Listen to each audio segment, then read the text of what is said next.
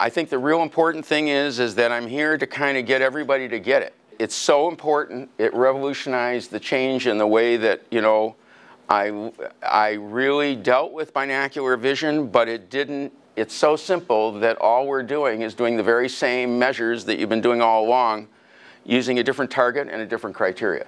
This goes back to all the way back in 1858 with Panem, discovery of Panem's area. And then Ogle in the 1950s and 60s, where he developed these concepts of inexactness of binocular fixation, and was a fixation disparity was an indication of stress in the binocular system.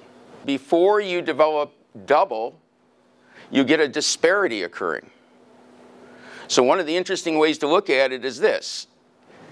If you get a breakup in the relationship where you break up, there's no more problem, you're breaking up. But this measures the argument before the breakup.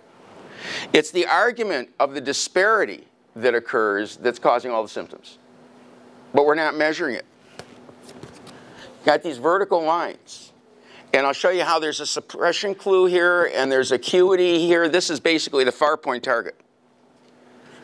So when these lines are offset, or as one of the little girls said the other day, oh, you mean when they zigzag?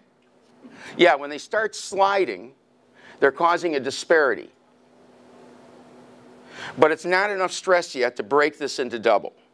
So it's a highly sensitive measurement of ocular alignment with a suppression control and an accommodative control. So this is the first time you got accommodative control, suppression control, and alignment controls in a more sensitive way.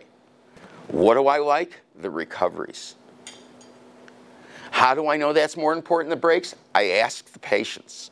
It can be dramatically more sensitive about determining a lens prescription, a prism prescription, than what we presently have now. I don't have enough people thinking with me about using these targets. It made sense. It evolved that way. It stuck clinically. It's not in isolation of the way we were doing tests. It's in addition to the way we're doing tests.